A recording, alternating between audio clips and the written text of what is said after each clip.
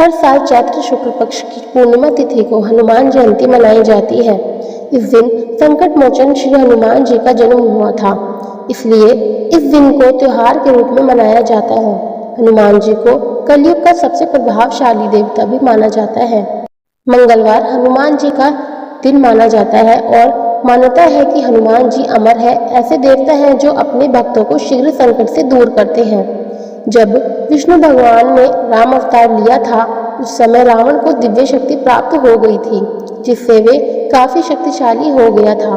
रावण ने मोक्ष प्राप्ति के लिए शिव जी से वरदान मांगा। उसी समय राम जी के हाथों से मोक्ष प्राप्त करवाने के लिए शिव जी ने एक लीला रची थी और उसी लीला के अनुसार उन्होंने हनुमान जी का रूप लिया ताकि रावण को मोक्ष दिलवा सके। इस कार्य को करने के लिए और श्री राम का साथ देने के लिए स्वयं शिव जी के अंशावतार हनुमान जी पृथ्वी पर अवतरित हुए। इस साल हनुमान जयंती 12 अप्रैल को मनाई जाएगी। इस दिन हनुमान जी का जन्म हुआ था। चैत्र मास की पूर्णिमा को हनुमान जन्मोत्सव मनाया जाता है। इस दिन पूर्णिमा तिथि सुबह 12 अप्रैल 2025 को 3:21 से ही शुरू हो जाएगी और अगले दिन 13 अप्रैल को सुबह 5:51 पर समाप्त होगी। आइए जानते हैं हनुमान जयंती व्रत पूजा विधि। बजरंग बली के लिए ब्रह्मचर्य का महत्वपूर्ण माना गया है, इसलिए हनुमान जयंती का व्रत रखने के लिए ब्रह्मचर्य का पालन करना चाहिए। इस दिन सुबह ब्रह्म मुहूर्त में उठ जाएं और भगवान श्री राम, माता सीता के साथ श्री हनुमान जी का स्मरण करके प्रणाम करें। उसके पश्चात शुद्ध जल से स्नान करें। स्नान करने के बाद साफ कपड़े पहने और व्रत का शुभारंभ करें। फिर मंदिर जाएं, पूजा करें, साथ ही पूरे दिन में एक ही बार रात को भोजन करें। हनुमान जयंती के दिन मंदिरों में बहुत भीड़ देखने को मिलती है।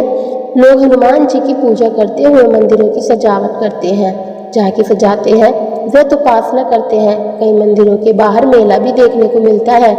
हनुमान बाल ब्रह्मचारी थे, इसलिए भक्त उन्हें जनेऊ पहनाते हैं।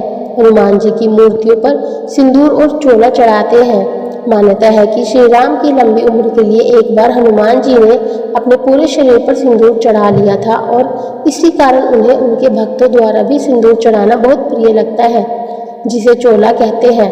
शाम के समय दक्षिणामुखी हनुमान जी की मूर्ति के सामने शुद्ध मन से मंत्र जाप को अत्यंत महत्व दिया जाता है।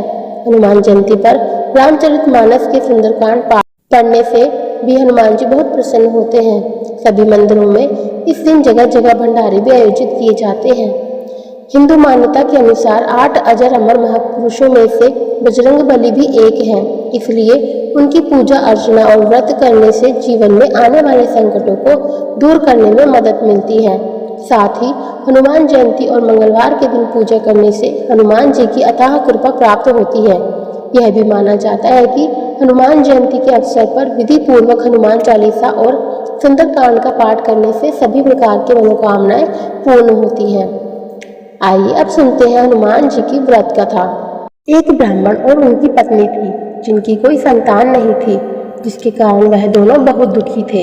एक दिन वह ब्राह्मण हनुमान जी की पूजा करने के लिए वन में चला गया और पूजा के साथ साथ हनुमान जी से एक पुत्र प्राप्ति की इच्छा की।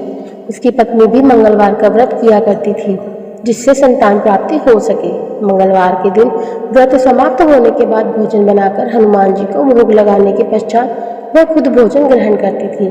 एक बार की बात है, कोई दूसरा काम आने के कारण ब्राह्मणी भोजन बनाने में असफल रही और उस दिन हनुमान जी को भोग भी नहीं लगा पाई। उस रात्रि वह अपने मन में सोच करके सो गई कि अब अगले मंगलवार को हनुमान जी को भोग लगाने के बाद ही अन्न ग्रहण करूंगी। वह 6 दिन तक ऐसी ही भूखी प्यासी रही। अगला मंगलवार आते आते वह मूर्छित होकर गिर गई। उसकी लगन और भावना को देखकर हनुमान जी बहुत प्रसन्न हुए और उसे दर्शन देने के लिए प्रकट हुए। प्रभु ने कहा, मैं तुमसे अति प्रसन्न हूँ और तुम्हें एक सुंदर बालक का वरदान देता हूँ, जो तुम्हारी बहुत सेवा करेगा। हनुमान जी मंगलवार को बाल रूप में उसको दर्शन देकर अंतर्ध्यान हो गए। सुंदर बालक पाकर ब्राह्मणी बहुत प्रसन्न हुई। उसे एक पुत्र की प्राप्ति हुई, जिसका नाम उसने मंगल रखा। कुछ दिनों बाद ब्राह्मण भी वन से लौटकर आता है। सुंदर बालक को घर में प्रसन्नता से खेलता हुआ देखकर वह अपनी पत्नी से पूछता है, यह बालक कौन है? पत्नी ने बताया कि मेरे मंगलवार के व्रत करने से प्रसन्न होकर हनुमान जी ने दर्शन देकर मुझे बालक दिया है। ब्राह्मण को लगा कि उसकी पत्नी उससे कुछ छुपा रही है या उससे छल कर रही है। उसे लगा कि ब्राह्मणी झूठ बोल रही है।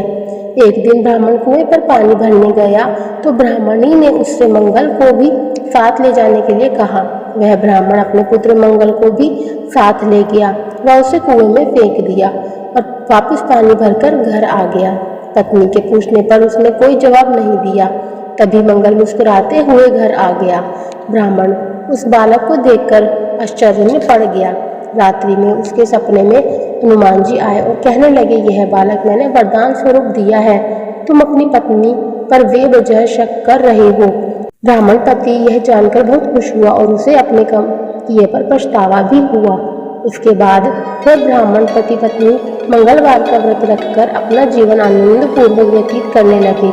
जो मनुष्य हनुमान जी की यह व्रत कथा को पढ़ता या सुनता है और नियमानुसार व्रत रखता है, हनुमान जी की कृपा से उसे सभी कष्टों से दूर होकर सुख की प्राप्ति होती है।